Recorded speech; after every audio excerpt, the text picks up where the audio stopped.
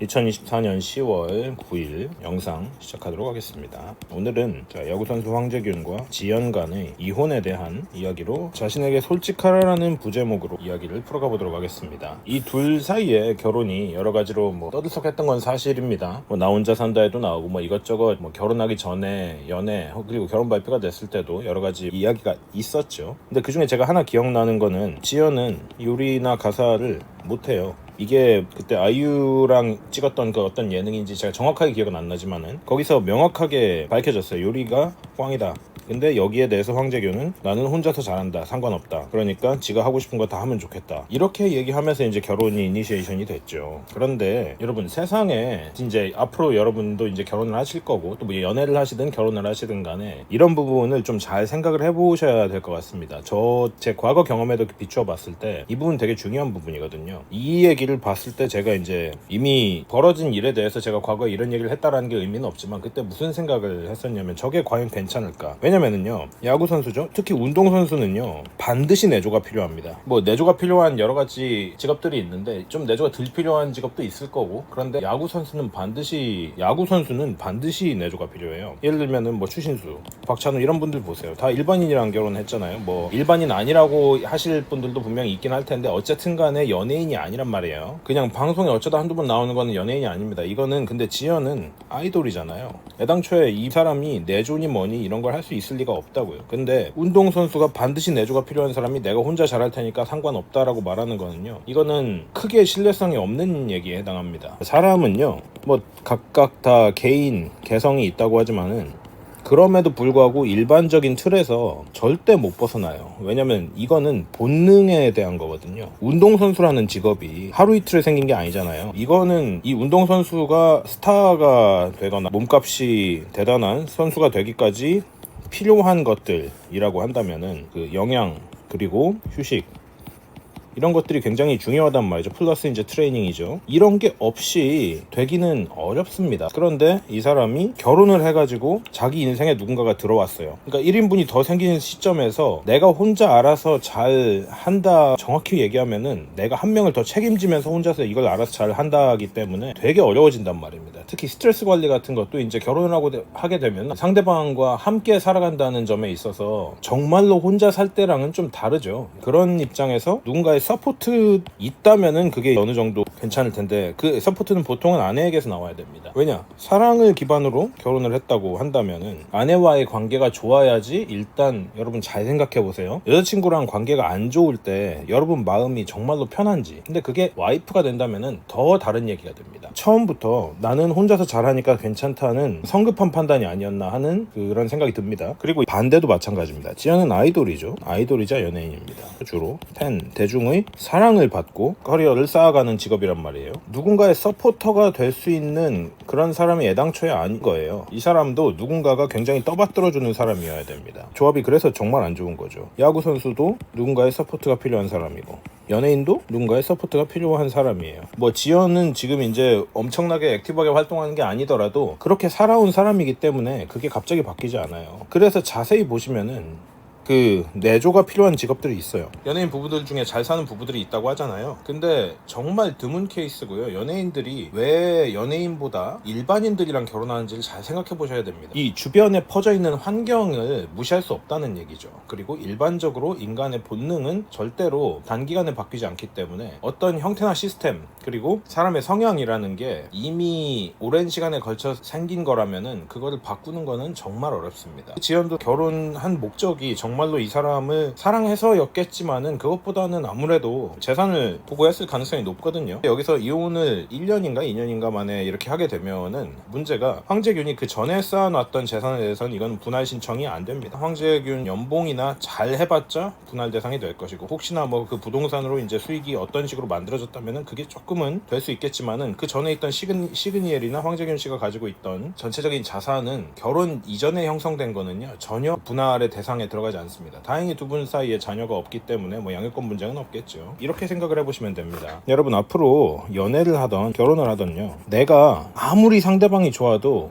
내가 원래 어떤 사람인지를 잘 생각해 보시고 진행을 하셔야 됩니다. 뭐 제 경험을 뭐 몇 가지 얘기를 해보자면, 저는 내조가 필요한 사람이거든요. 저는 혼자서 잘 하지만 결혼을 했을 때는 내조가 반드시 필요할 거라고 생각해요. 왜냐면은 제가 제 생활이나 지금 하고 있는 일들도 제가 상대방을 서포트 해줄 수 없어요. 제 성향상도 그렇고, 제 성향이 원래 그 상대방을 이렇게 떠받들어 주는 걸 하지는 못하는 성격이라는 걸 저는 잘 알고 있거든요. 그러니까 이런 게 있습니다. 뭐 일 때문에 바쁘고 혹은 뭔가 새로운 뭔가를 런칭하려고 할 때 저를 안 건드리는 여자가 좋아요. 이렇게 말하면 이제 여자분들이 욕을 졸라 하긴 하는데 본능 같은 겁니다. 그게 저는 좀 더 많이 강한 사람이라서 저를 내버려 둬야 되거든요. 근데 여자분들 중에도 그런 거 못 참는 분들이 있잖아요. 남자가 뭐 일하느라고 바빠지면은 그걸 못 견디는 사람들이 있어요. 자기는 계속 사랑을 확인하고 받아야 되는 사람들이 있단 말이에요. 뭐 주로 막내인 여자분들이 그렇더라고요. 뭐 위에 오빠가 있다거나, 제가 이제 연애하면서 느낀 통계 같은 겁니다. 근데 그런 분들은 그 사랑을 끊임없이 남자가 줘야 되는데, 그게 남자가 일 때문에 조금 소홀해지면은 그거 가지고 난리를 치는 사람들이 있어요. 그런 사람들은 이제 저는 다시는 안 만나기로 3번 정도 그런 분을 만났어요. 제가 20대 때, 30대 때 이렇게 다 통틀어가지고 3번을 만났는데 안 되더라고요. 그 중에 그리고 한 명은 그런 얘기까지 했어요. 저랑 만나자고 얘기를 할 때 자기가 그동안 만났던 남자들이랑 오빠가 많이 다르긴 하지만은 그럼에도 내가 바뀌고 싶을 만큼 나는 오빠가 좋다, 이렇게 얘기를 해가지고 시작됐던 관계가 있어요. 그런데 결국에는 못 바꾸더라고요. 왜냐, 자기가 원하는 게 있는데 그거를 제가 그런 사람이 될 줄 알았나 봐요. 그러니까 시간이 지나면은 그동안 이제 자기가 만났던 사람들은 자기를 엄청 쫓아다니고 또 자기를 엄청 좋아해주고 사랑해주고 아껴줬으니까, 저도 근데 똑같이 제 입장에서는 최대한 사랑해주고 아껴준 건데도 불구하고 그 사람은 그동안 자기가 만났던 사람들만큼의 그걸 바라더라고요. 근데 제가 지금 해야 되는 일들이 있고 제 삶에서 중요한 일들이 있으면은 그거를 희생해 가면서까지 여자한테 투자를 하는 거는 어리석은 투자라고 생각하거든요. 그 여성분 좋은 분이었습니다. 그럼에도 불구하고 제 시간과 미래를 희생해 가면서 그 사람에게 사랑을 표현해야 된다면은 어리석은 짓이라고 생각하거든요. 그래서 제가 헤어지자고 했고, 이런 일들이 생각보다 주변에 자주 있습니다. 그런데 남자든 여자든 자기가 할 수 없는 것을 그렇게 약속을 하고 시작하는 경우가 있어요, 종종. 근데 그렇게 하면은 뭐 연애를 하다가 헤어지면 괜찮은데 결혼은 조금 다른 문제이기 때문에, 특히 연애하고 얼마 안 지나서 이 사람이랑 결혼해야겠다라는 생각을 하시는 분들이 남자도 여자도 되게 많아요. 특히 남성분들 중에 모쏠들이 이제 이런 경우가 엄청 많더라고요. 근데 그렇게 결혼했다가 엄청난 후회를 하는 분들이 많습니다. 그래서 만약에 제 채널을 보시는 분들 중에 모쏠분들이 있다면은요, 첫 번째 연애에서 결혼하려는 생각을 절대 하지 마시길 바랍니다. 이건 예외가 없습니다. 첫 연애는요, 아무리 늦게 뭐 여러분이 30대 중반 후반에 시작한다고 하더라도 그거 만나고 나서 결혼 얘기가 바로 나와가지고 결혼해버리면 여러분 인생 무조건 꼬입니다. 왜냐, 여러분이 여자를 보는 눈이 일단 없고 경험이 부족하기 때문에 여자의 본능에 대한 이해가 굉장히 떨어지기 때문에 그 결혼이 파국으로 치닫는 경우가 굉장히 많습니다. 그래서 나에게 솔직해야 됩니다. 자, 이 나에게 솔직해야 된다는 명제는요, 일단 주변에 있는 사람들의 시선이나 이런 거를 다 무시하라는 얘기입니다. 왜냐, 내가 행복해야 되거든요. 내 결혼 생활이고, 남들이 아무리 옆에서 뭐 욕하고 이 난리를 치더라도 그들이 내 결혼 생활을 책임져 주지 않아요. 내가 불행한 거는 그들이 알 바가 아니라고요. 그래서 남들이 욕을 하든 뭘 하든 상관없이 여러분이 할 수 있는 것, 그리고 할 수 없는 것, 이거에 대해서 명확하게 가이드라인을 잡고 계셔야 됩니다. 이걸 알아야지 연애에서도 질질 끌려다니지 않아요. 이건 여성분들도 마찬가지입니다. 뭐 일반적으로 가부장제 사회가 지속된 지가 이미 몇천 년, 몇만 년까지도 됐죠. 아무래도 여자는 남자한테 따라갈 수 있기는 해요. 근데 여자분도 예를 들어서 자기 커리어에 엄청나게 자부심이 있다거나 그걸 포기하지 못할 삶을 살아오다가 갑자기 괜찮은 남자 만났다고 해가지고 다 포기할 수 있어 라고 얘기를 하잖아요. 처음에 그럴 수 있거든요. 나중에 원망하게 됩니다. 문제가 생겨요. 그래서 뭔가를 포기해야만 되는 결혼이나 연애가 있다면요, 뭐 저는 제 구독자들이 잘 되길 바라니까 일단 당신이 포기하지는 마세요. 당신이 포기하면은 그게 반드시 불행해집니다. 내가 A라는 선택지가 있고 B라는 선택지가 있을 때 A와 B를 동시에 가져갈 수 있으면 이게 가장 베스트고, B나 B 둘 중 어느 하나를 포기해야 된다고 하면은 이 경우는 좋은 게 아니에요. A랑 B가 있을 때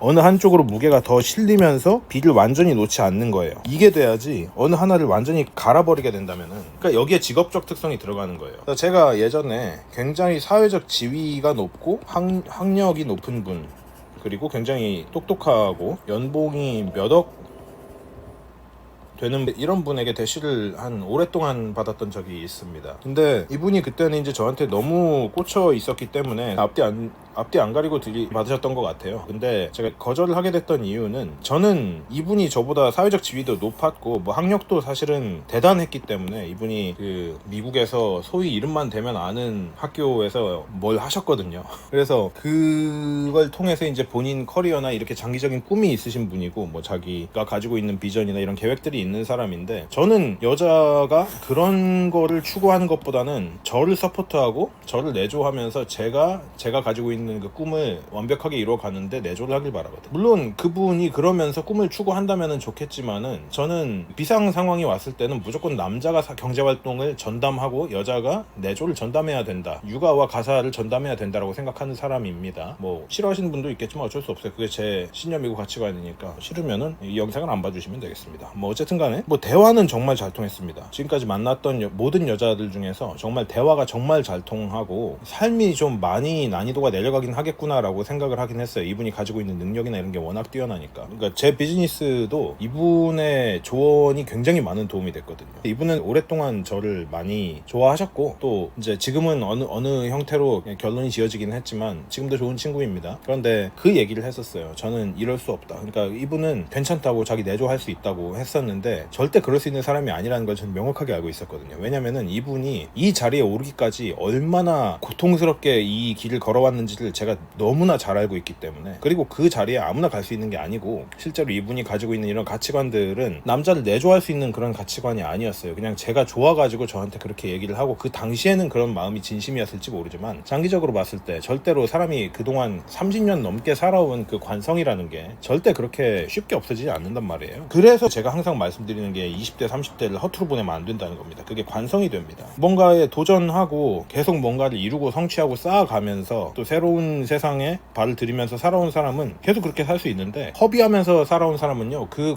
고리를 끊는 게 하루하루가 지날수록 어려워진다는 얘기예요. 그래서 여러분 그렇게 살면 안 됩니다. 뭐 어찌됐건 그래서 오늘은 그 황재균 씨와 지연 씨의 이혼에서 보는 본능적인 그리고 관성 그리고 무엇을 할 수 있는 can do, can't 에 대한 이야기를 해봤습니다. 이게 여러분의 연애나 결혼관을 좀 더 명확하게 확립하는 데 도움이 됐으면 좋겠습니다. 오늘 영상은 여기까지 하도록 하겠습니다. 감사합니다.